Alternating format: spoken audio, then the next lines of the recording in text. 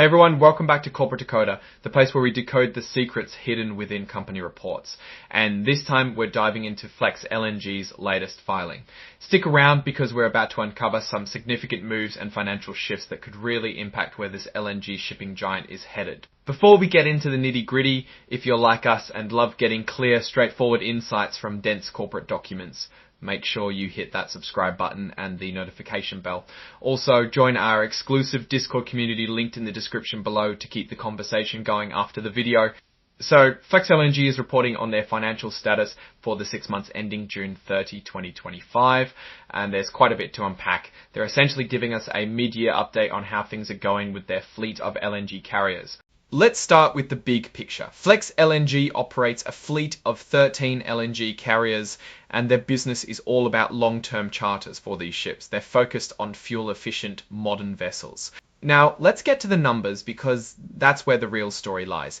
In the 6 months ending June 30, 2025, Flex LNG's vessel operating revenues came in at $174.4 million. The company explains this is largely due to lower rates in the spot market, meaning when they don't have a long-term contract, they're earning less. Also, one of their vessels, the Flex Constellation, was in this shorter-term market, which also impacted the overall revenue. On the flip side, they did see a positive effect from some contract amendments for other vessels. The Flex Constellation was in this shorter-term market, which also in Potifyfingals. The company explains this is largely due to lower rates in the spot market, meaning when they don't have a long-term contract, they're earning less. Also, one of their vessels, the Flex Constellation, was in this shorter-term market, which also impacted the overall revenue. On the flip side, they did sail decrease in Nino about $500,000. The company explains that this is largely due to lower rates in the spot market, meaning when they don't have a long-term contract. Looking at their operating expenses, vessel operating expenses went up from $34.5 million in the first half of 2024 to $36.3 million in the same period of 2025. This increase is attributed to things like crew changes and maintenance. One of the most significant financial items here is interest expense.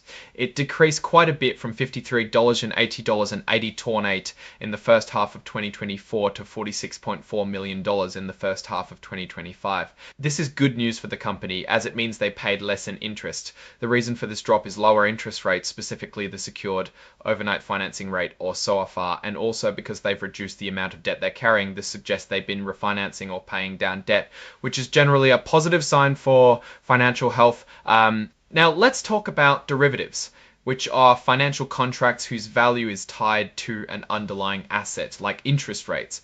Flex LNG had a loss on these. A loss on derivatives of $8.6 million in the first half of 2025. This is a shift from the previous year when they actually had a gain on derivatives of $10.8 million.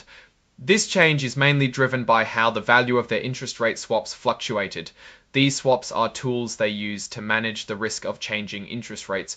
Moving on to their cash position, as of June 30, 2025, Flex LNG had a total of $412.7 million in cash and cash equivalents and restricted cash. This is a bit lower than the $430 tolling $7 setted cash Accession Number did in 2024, and these maintenance periods can be quite costly upfront. In terms of financing, the company used $92 AZ torn AF of 2025. This is less than the $125. This is less than the $122.4 million they used in the same period of 2024. This money was used for things like debt repayments and dividend payments to shareholders. They also completed a sale and leaseback agreement for the vessel Flex Courageous, bringing in some cash but also leading to debt repayment. Despite the spending, the overall cash burn from financing activities was lower this year. Let's re-emphasize that interest rate risk. Flex LNG uses interest rate swaps to manage its exposure to fluctuating interest rates on its loans. As of June 30, 2024, million debt that was not covered by these swaps. A small increase of just 1% in interest rates on that amount could mean an extra $8.2 million in annual interest costs. So managing these rates is pretty crucial for them. Now onto how they value their financial assets and liabilities. They break this down into levels. Level 1 is for things traded on active markets like stocks. Level 2 is for things where they use observable market data. And level 3 is for estimations based on less observable data. Most of their cash and equivalents are level 1, meaning their value is straightforward. Their debt, however, is largely level 2, for instance. Their floating rate long-term debt is valued using level 2 inputs. And in June 2025, its carrying value was about 1.67 billion.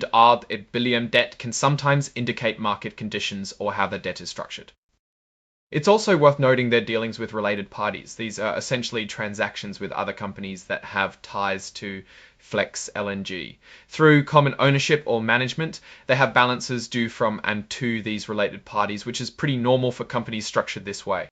There was a significant shareholder approval in May 2025 to reduce the company's share premium account, which is essentially part of their equity, by $200 million.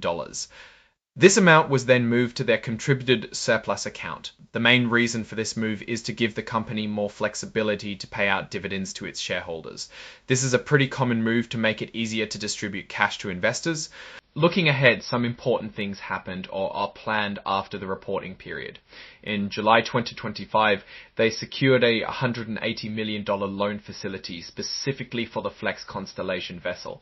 Then in August, they prepaid the remaining debt on another facility related to the Flex Constellation. Also in August, they signed a new sale and leaseback agreement for the Flex Resolute vessel, similar to one they did earlier in the year. And importantly, in August, the board approved a dividend of their A75 share.